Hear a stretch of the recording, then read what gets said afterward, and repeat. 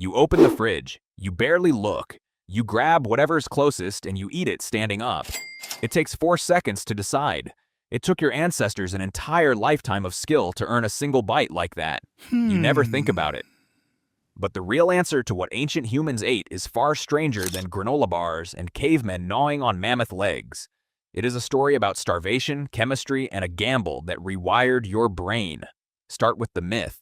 You have probably heard it. Cavemen ate meat. Big slabs of it torn straight off a carcass, blood on the chin, fire crackling behind them. That image is everywhere. It sells diet books. It sells documentaries. It is mostly wrong. For most of human history, meat was not a daily meal. It was a jackpot, a lucky, unreliable, occasional windfall. Most days, your ancestors ate plants, roots, tubers, leaves, nuts, insects more often than you would like to imagine. The anthropologist Alyssa Crittenden spent years living among the Hadza, one of the last hunter-gatherer societies on Earth in northern Tanzania. What she found was not a meat-heavy diet. It was a diet built around honey, baobab fruit, tubers dug by hand from dry soil, and berries gathered mostly by women and children.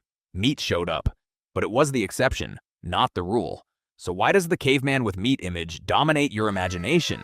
Because meat is dramatic. A hunt makes a good story. Digging up a starchy root for 3 hours does not. History remembers the hunt. It forgets the digging. But here's where it gets strange. The digging might be the reason you exist at all. 2 million years ago, your ancestors had a problem. Their brains were growing, fast, and brains are expensive. Pound for pound, your brain burns roughly 20 times more energy than your muscle does. A bigger brain needs more fuel, and it needs that fuel constantly, not occasionally. Raw plants alone could not supply it. Chewing tough roots and fibrous leaves for hours a day, the way a gorilla does, would have left almost no energy left over for thinking, walking, or reproducing. Something had to change. And the primatologist Richard Wrangham built an entire theory around what that something was: fire. Wrangham argued that cooking was not a convenience your ancestors stumbled into. It was the trigger that made the human brain possible. Cooked food is dramatically easier to digest than raw food. A cooked potato gives your body far more usable energy than a raw one. Because heat breaks down cell walls and unlocks starch your gut could never access on its own. Cooked meat, too, digests faster and yields more calories than raw meat, gram for gram. Suddenly, a smaller gut could extract more energy in less time. And that spared energy, Wrangham proposed, is what allowed the brain to keep expanding. Does that sound abstract? Think about your own stomach. It is small compared to a chimpanzee's relative to body size. You could never survive on raw leaves and stems all day the way an ape can. Your gut assumes food will already be broken down for you, chemically softened by fire before it even reaches your mouth. That assumption is ancient. It is baked into your anatomy. So the fire changed everything. But it also created a new kind of hunger, a craving. Once cooking made calorie-dense food more available, natural selection favored anyone who was really good at finding it. And nothing is more calorie-dense in nature than fat and sugar. This is not a modern weakness. This is an ancient survival tool. A brain wired to feel intense pleasure at the taste of ripe fruit, animal fat, or honey was a brain that made smarter foraging decisions, because those foods delivered the most energy per bite in a world where energy was never guaranteed. Here's the twist. That wiring never updated. Your brain still reacts to a slice of cake the same way an ancestor's brain reacted to a rare pot of wild honey. Except your ancestor might encounter that kind of reward once a month after hours of tracking bees back to a hive, dodging stings, climbing a tree. You encounter it in a drive-thru in 90 seconds without moving a muscle. The reward system is identical. The effort required to trigger it has collapsed to almost nothing. That mismatch has a name among researchers who study evolutionary nutrition. They call it the discordance hypothesis, championed for decades by physiologist Loren Cordain. His argument was simple. Your genome changes slowly over tens of thousands of years.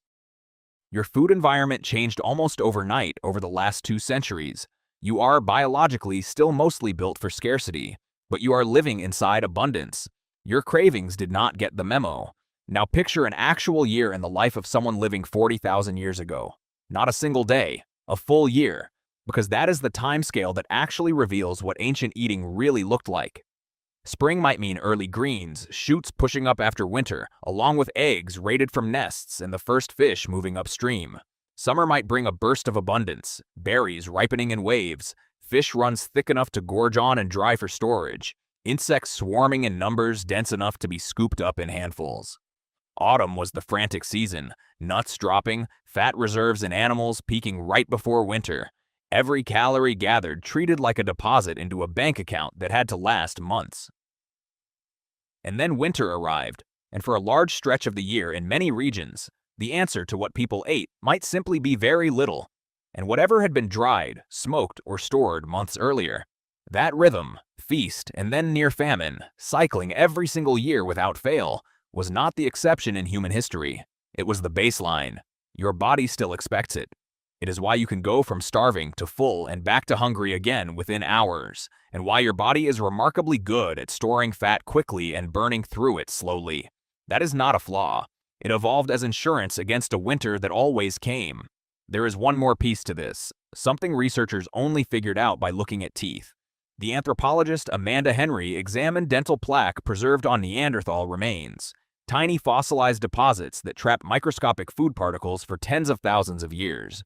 Buried inside that ancient plaque, she found starch granules, cooked starch granules, from plants.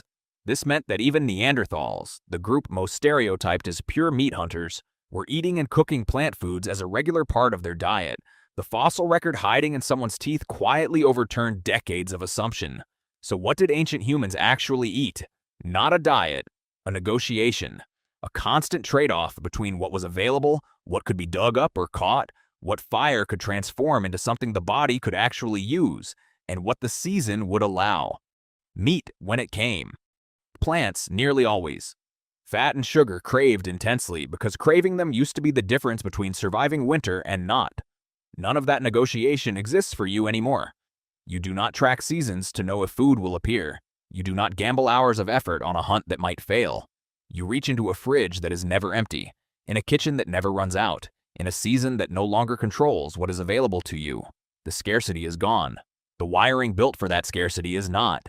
It is still running underneath every craving you have ever felt for something sweet, something fatty, something you cannot quite explain wanting. So tonight, when you open that fridge and grab something without thinking, remember what you are really looking at. Not a snack. A message 40,000 years old, still asking the same question it always asked. Is this the last good food before winter? Your body still doesn't know the answer is no.